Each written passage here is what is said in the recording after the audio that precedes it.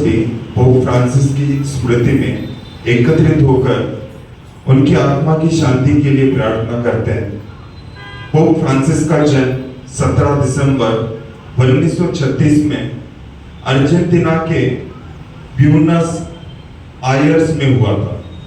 उनका जन्म नाम जॉर्ज मरियो बार्गेग्लियो था। पोप फ्रांसिस ने अपने जीवन काल में कई महत्वपूर्ण योगदान दिए। उन्होंने विभिन्न धर्मों के बीच संवाद और समझ को बढ़ावा देने के लिए काम किया। उनकी यात्राएं और संदेशों ने विश्व भर के लोगों को एकजुट करने का काम किया। आज हम एक ऐसे महान व्यक्ति के निधन पर शोक व्यक्त करते हैं जिन्होंने विश्व भर में प्रेम, शांति और एकता का संदेश फैलाया।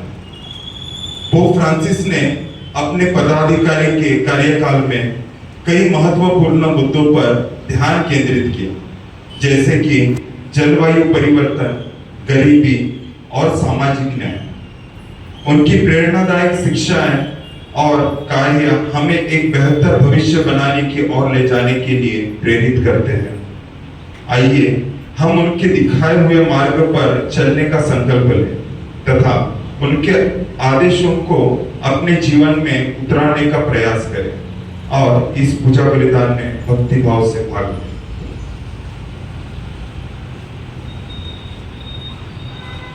पिता, पुत्र और पवित्र आत्मा के नाम पर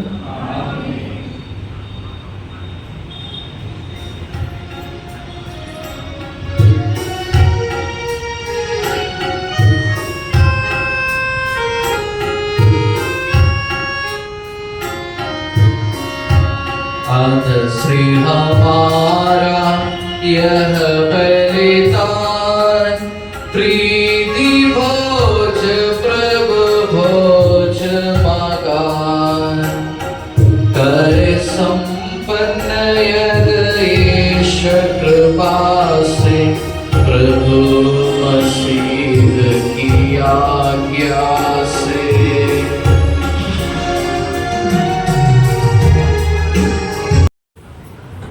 क्रिस्तु में मेरे प्यारे माता पिताओं, भाई बहनों एवं मेरे प्यारे बच्चों, आज से हम पुनरुत्थान काल के दूसरे सप्ताह में प्रवेश कर चुके हैं।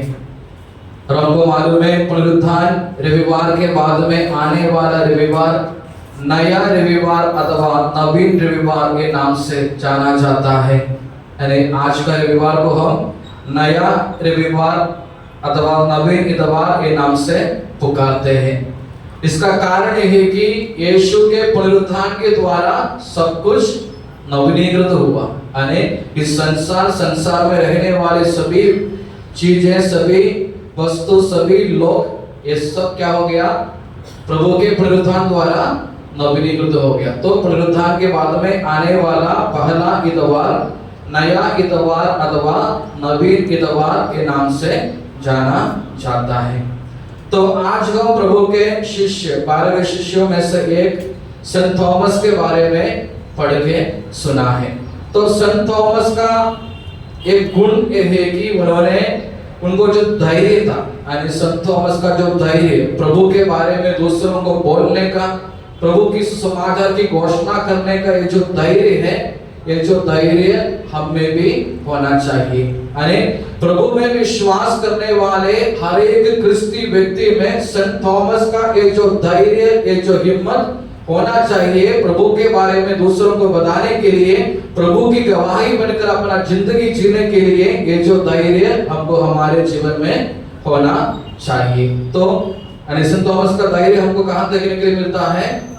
संत यूहन्ना के सुसमाचार में हमको देखने के लिए मिलता है कि यीशु सब लोग बोलते कि यीशु को मारने वाला है, तो संत थॉमस ने क्या बोला? हम भी उसके साथ चले और उसके साथ मरे।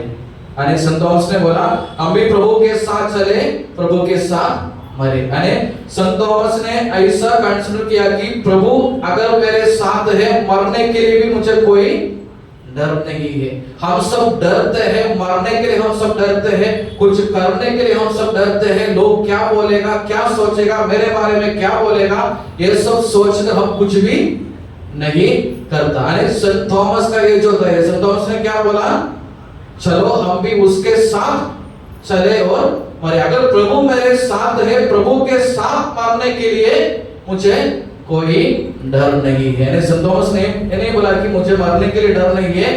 संत थॉमस ने क्या बोला, प्रभु के साथ चलो हम भी उसके साथ चले और मरे। अगर प्रभु मेरे साथ है, प्रभु के साथ मरने के लिए मुझे कोई डर नहीं है। तो ये जो संत थॉमस के जो धैर्य है, प्रभु के साथ अपना जिंदगी जीने के लिए, प्रभु के साथ अगर मरना है तो मरने के लिए संत थॉमस कभी पीछे नहीं हटता था। अरे संत थॉमस का ये जो धैर्य, प्रभु के साथ हमेशा चलने का, प्रभु की सुसमाचार की घोषणा करने का, प्रभु का गवाही बनकर अपना जिंदगी जीने का ये जो धैर्य है, ये जो धैर्य हम सब क्रिस्ती लोगों में होना चाहिए। आजकल ये नहीं मिलता है। अगर हमको मालूम है वहां जाने से प्रॉब्लम है तो हम पहले से ही वहां जाना बंद कर देता। यानी हमको पहले हमारा जीवन को सुरक्षित रखना चाहिए, उसके बाद में बाकी सब कुछ होगा। यानी संत थॉमस ने ये नहीं सोचा, संत थॉमस ने अपना जीवन प्रभु के लिए, जिससे उन्होंने प्यार करते थे उसके लिए उन्होंने अपना जीवन कुर्बान करने के लिए रेडी था। और हम सब विश्वासी लोग हैं, प्रभु पर विश्वास करते हैं, लेकिन प्रभु ने बताए हुए रास्ते पर चलने के लिए, नहीं तो प्रभु ने हमें जो दिखाया उसी को फॉलो करने के लिए भी कभी कभी हम लोग डरते हैं। तो आज के दिन जब हम संत थॉमस का बारे में सोचते हैं, नए इतवार में प्रवेश करते हैं, तो हमको भी संत थॉमस का ये जो गुण है, यानी जो धैर्य है, जो हिम्मत है, प्रभु के बारे में घोषणा करने का, प्रभु के सुसमाचार की घोषणा करने का, प्रभु के बारे में दूसरों को बताने का, प्रभु के साथ जिंदगी जीने का, प्रभु के साथ अगर मरना है तो वो भी प्रभु के साथ मरने का ये जो हिम्मत है, ये जो गुण है, हमको भी संत थॉमस से सीखना चाहिए। आज के सुसमाचार में भी हमने पढ़ के सुना है कि यहूदी लोगों के डर से शिष्य लोग क्या किए थे, द्वार बंद करके, दरवाजा बंद करके अंदर बैठे थे। लेकिन उसके बाद में जब यीशु आया, जब यीशु बीच में आया, उनका जो डर था वह निकल गया और उनके बीच में क्या आ गया, आनंद आ गया। यानी उन लोग खुश हो गए। यानी जब यहूदी लोगों के डर से, डर के मार के घर के अंदर दरवाजा बंद करके बैठे हुए शिष्य लोग, जब यीशु उनके साथ आया, जब यीशु उनके पास आया, उन लोग खुश हो गए। यानी उनका डर निकल गया।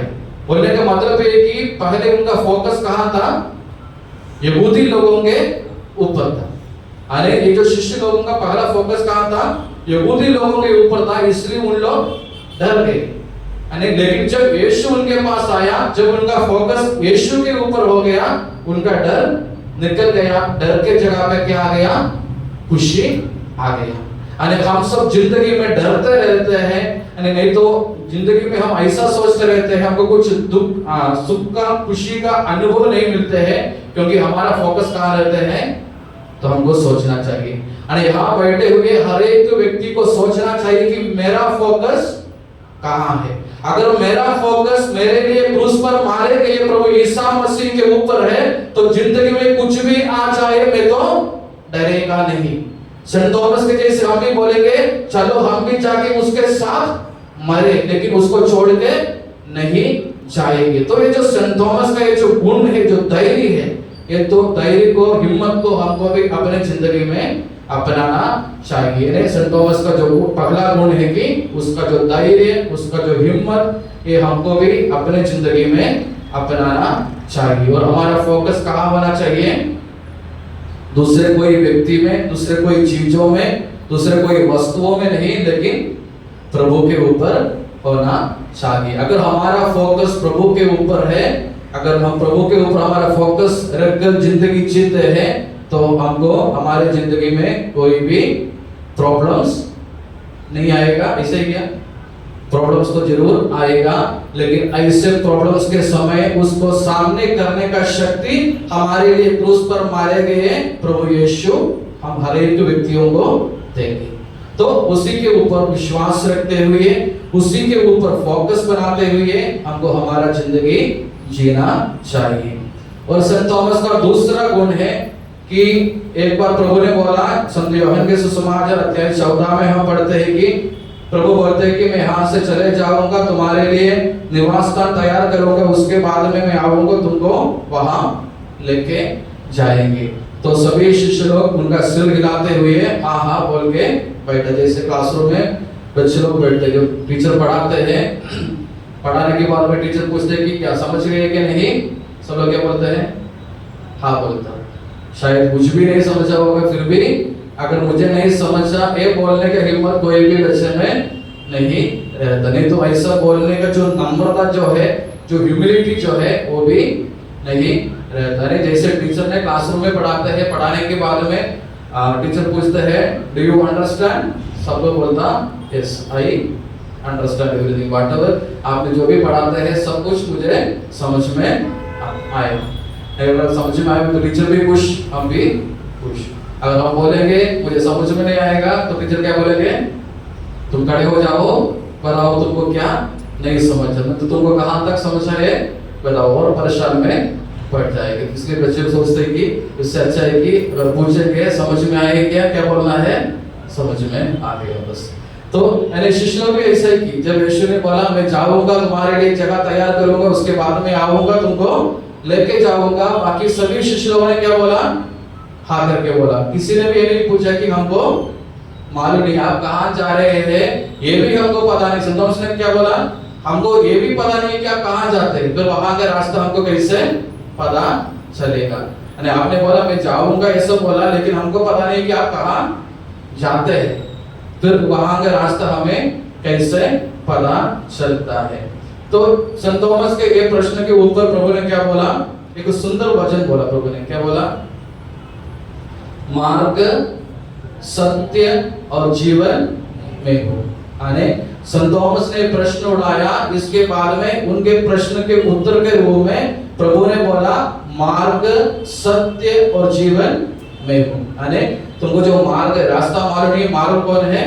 मैं हूँ, मुझसे होकर तुम पिता के पास जाएंगे। यानी प्रभु ने बोला मार्ग, सत्य और जीवन में हूँ। यानी संत थॉमस का दूसरा गुण है कि उनकी नम्रता, ह्यूमिलिटी। यानी ये जो बोलने का जो ह्यूमिलिटी, जो नम्रता जो रहती है, मुझे कुछ भी समझ में नहीं आया, मुझे थोड़ा सा और समझा के दे दो, ये थोड़ा सा हम्बल होना चाहिए, ह्यूमिलिटी होना चाहिए, हमको कुछ नम्रता हमें होना चाहिए, तभी हम पूछेंगे मुझे कुछ समझ में नहीं आया, ये कैसे करना है, क्या करना है, तभी हम दूसरों से कुछ पूछेंगे। नहीं तो घमंड के साथ जीने वाले लोग कभी भी कुछ नहीं पूछेंगे और बोलेंगे सब कुछ मुझे पता है, यही मनोभाव से अपना जिंदगी जीते रहेंगे। तो जिसको ये जो संत थॉमस का जो गुण है, दूसरा गुण है कि नम्रता का, ह्यूमिलिटी का ये जो गुण। तीसरा है कि संत थॉमस ने क्या किया, जब यीशु उनको दर्शन दिया, बाकी शिष्य लोगों को दर्शन दिया, तो संत थॉमस उनके साथ में नहीं था, इसलिए संत थॉमस ने क्या किया? जिद किया कि मुझे भी ईश्वर को देखना चाहिए। संत थॉमस ने जिद किया कि जब तक मैं यीशु को नहीं देखूंगा, उसके शरीर में जो कीलों का निशानी न देखेंगे, तब तक मैं विश्वास नहीं करेंगे। संत थॉमस ने जिद किया।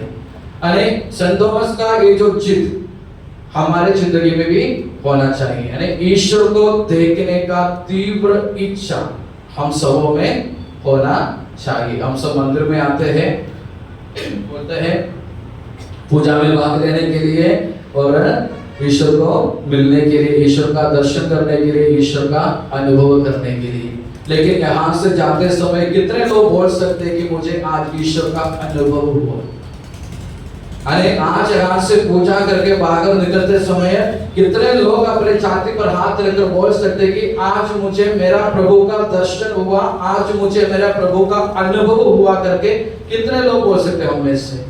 हम आते हैं, 1 घंटा अंदर बैठते हैं, 1 घंटे में पवन घंटा हमारा सोच कहाँ रहेगा? बाहर रहेगा, दूसरे लोगों के बारे में सोचते रहेंगे। यानी जो भी बोलेंगे सब दूसरों के लिए, हमारे लिए कुछ भी नहीं, हम परफेक्ट है, यानी हमारे लिए कुछ भी नहीं है, हम सोचते रहते हैं। अरे हम जो मंदिर में आते हैं दर्शन करने के लिए, प्रभु का अनुभव करने के लिए, लेकिन वो जो अनुभव, ये जो दर्शन हम सबों को, मुझे और आपको सोचना चाहिए कि हमारे जिंदगी में होते कि नहीं।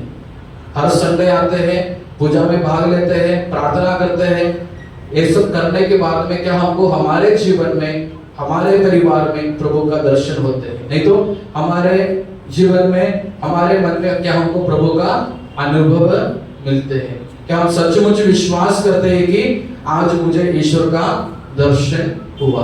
अरे संत थॉमस ने ये जो जिद किया, जब तक मैं प्रभु को नहीं देखूंगा, उसके शरीर में कीले का निशानी न देख लूं, वहां जब तक मैं मेरा हाथ नहीं रख देंगे, तब तक मैं विश्वास नहीं करेंगे। तो हमारा विश्वास भी, हमारे जीवन में भी संत थॉमस का ये जो जिद है, ईश्वर को देखने की जो तीव्र इच्छा है, ये हमें भी होना चाहिए। जब भी हम चर्च में आते हैं, मंदिर में आते हैं, प्रार्थना के लिए बैठते हैं, प्रार्थना करते हैं, तो हमारे जीवन में भी, हमारे मन में भी एक जो तीव्र इच्छा होना चाहिए कि मुझे भी ईश्वर का दर्शन होना चाहिए, ईश्वर का अनुभव होना चाहिए। ये जो दर्शन के लिए हमको तड़पना चाहिए, इसी के लिए हमको आग्रह करना चाहिए। तो संत थॉमस का जो फिर दूसरा चौथा, संत थॉमस को कब दर्शन हुआ? संत थॉमस को कब दर्शन हुआ? जब संत थॉमस बाकी सभी शिष्य लोगों के साथ में था। जब वो अकेला था तब उनको दर्शन नहीं हुआ। संत थॉमस को दर्शन हुआ कब?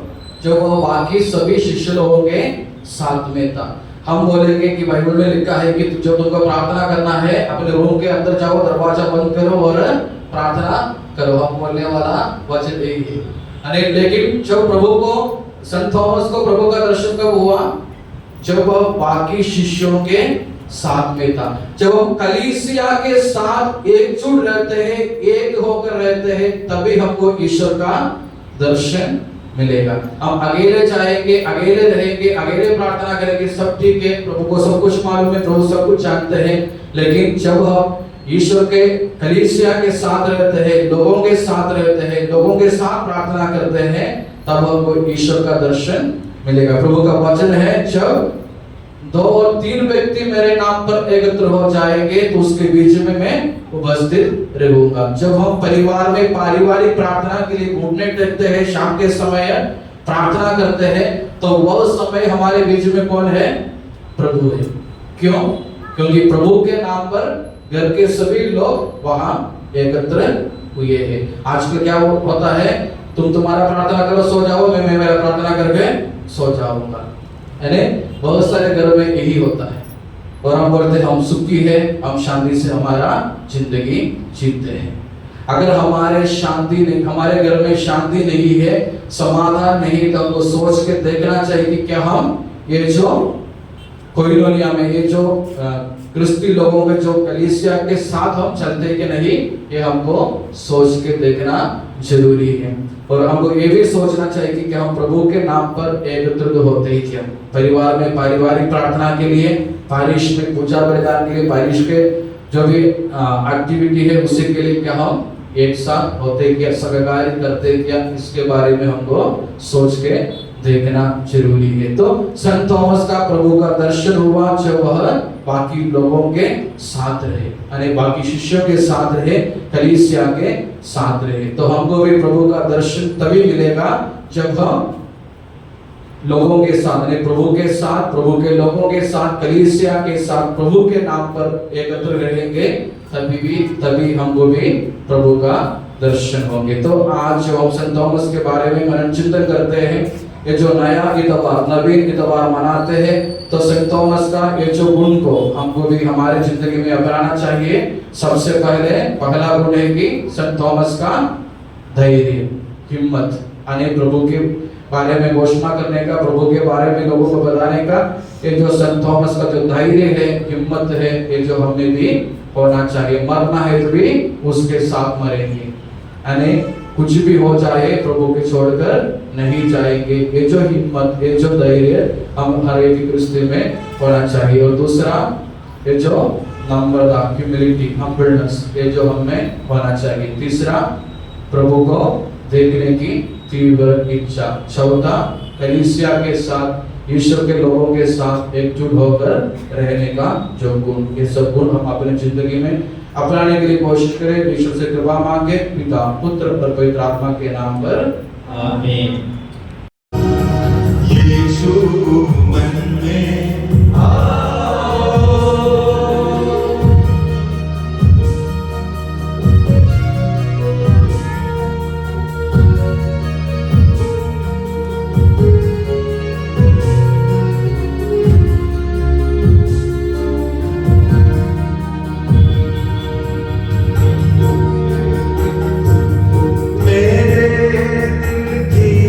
धड़कनों में मैंने तुझको पाया, माँ के आंखों में आंसू दे मैंने तुझको अपनाया। मेरे दिल की धड़कनों में मैंने तुझको पाया,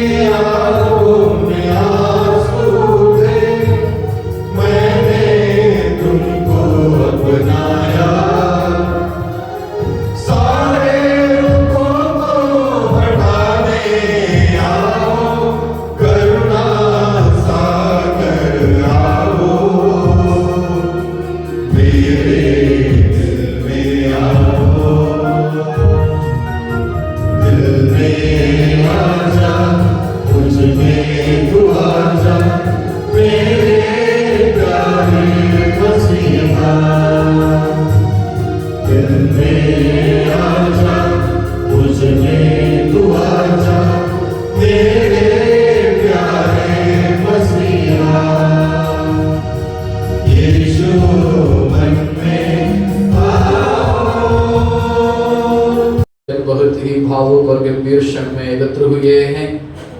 हमारा दिल भारी है क्योंकि हमने अपने आध्यात्मिक पिता विश्व के धर्मगुरु पोप फ्रांसिस को खो दिया है। उनका जीवन हमारे लिए एक मिशन था, प्रेम, दया, न्याय और शांति का मिशन। उन्होंने हमें सिखाया कि कैसे ईश्वर के प्रेम को हर जरूरतमंद तक पहुंचाया जाए। उनका सरल जीवन, नम्रता, गरीबों के लिए विशेष प्रेम और हर मजहब व समुदाय के लिए सम्मान, ये सब उनके व्यक्तित्व की अमिट छाप है। आज हम उनको श्रद्धांजलि अर्पण करें और उनके लिए प्रार्थना करें कि प्रभु उन्हें अपनी गोद में शांति और विश्राम दीजिए, उनकी आत्मा को स्वर्ग की अनंत महिमा मिले। हम भी उनके जीवन से प्रेरणा लें और एक दूसरे के लिए प्रेम और करुणा से भरपूर जीवन जी सके।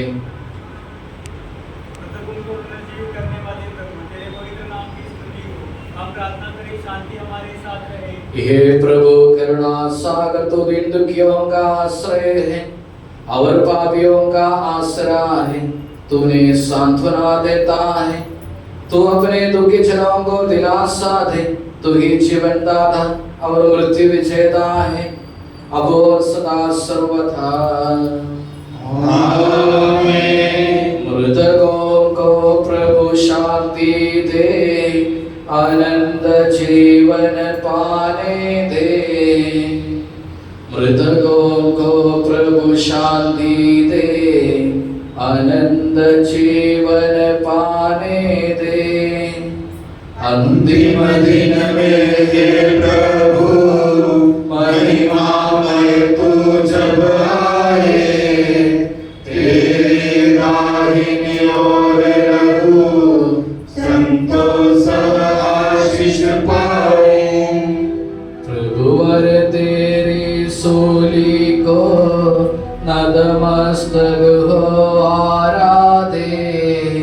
सलीब सबका उत्थान है, सलीब में ही जीवन है। आकाश धरती सब तेरी, मुर्दे जीवन पाने दे। जिंदे तुझ में निरत रहे, आश्रय सबका होने दे। मृत लोगों के पापों को मिटा के उनको जीवन बलिदान के पानी से सब जन तेरी संतान है। तेरी काया को एवं पावन लहू को स्वीकारिया पृथ्वी में, स्वीकारो अब आकाश में। कोई बीज जो मिट्टी में उगते वर्षा बूंदों से, सुनकर तुरही की आवाज मृद सारे जी उठेंगे। गीता सुनो देवात्मा, मुर्दों को नवजीवन दे। शैतान शक्ति दूर करो, जीवन ज्योति दान करो। न्यायाधीश है यीशु तू, दे दो मुक्ति पापों से। न्याय विधि से बचा ले तेरे नश्वर भक्तों को। तुमको प्रभु शांति दे, अनंत जीवन पाने दे। तुमको प्रभु शांति दे, अनंत जीवन पाने दे। हे प्रभु, तू अपनी कृपा से हमारे पापों को मिटा दे और हमें आशीष दे। तेरा अनुग्रह हमें संभाले। तू ही जीवन का आधार तथा आत्मा का आशा केंद्र है। तू ही जीवन दाता तथा मृत्यु विजेता है, अब और सदा सर्वथा। आमीन। हे प्रभु, पिता पुत्र और पवित्र आत्मा, तू आकाश और पृथ्वी पर स्तुति के योग्य है। तू ही हमारी प्रतीक्षा है। तेरी कृपा हम पर हो, हमारे अपराधों की क्षमा कर। तू जीवन दाता और मृत्यु विजेता है, अब और सदा सर्वथा। आमीन। स्वीकार करना प्रभुवर मेरा, विश्वास पूर्वक सामने तेरे दास लोगों का बलिदान सारा। स्वीकार करना प्रभुवर मेरा, विश्वास पूर्वक सामने तेरे दास लोगों का बलिदान सारा। नूह अब्राहम इसहाक याकूब पूर्वजों का पावन बलिदान जैसे तूने स्वीकार किया। स्वीकार करना प्रभुवर मेरा, विश्वास पूर्वक सामने तेरे दास लोगों का बलिदान सारा।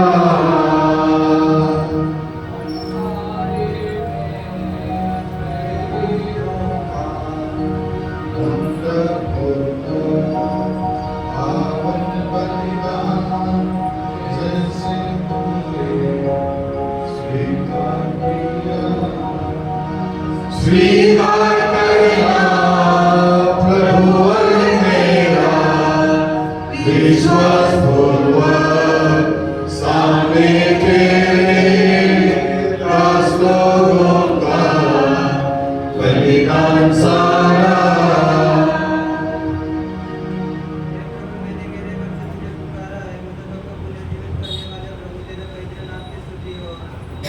हे प्रभु, मैंने गहरे गर्त से तुझे पुकारा है। हे स्वामी, मेरी पुकार सुन ले।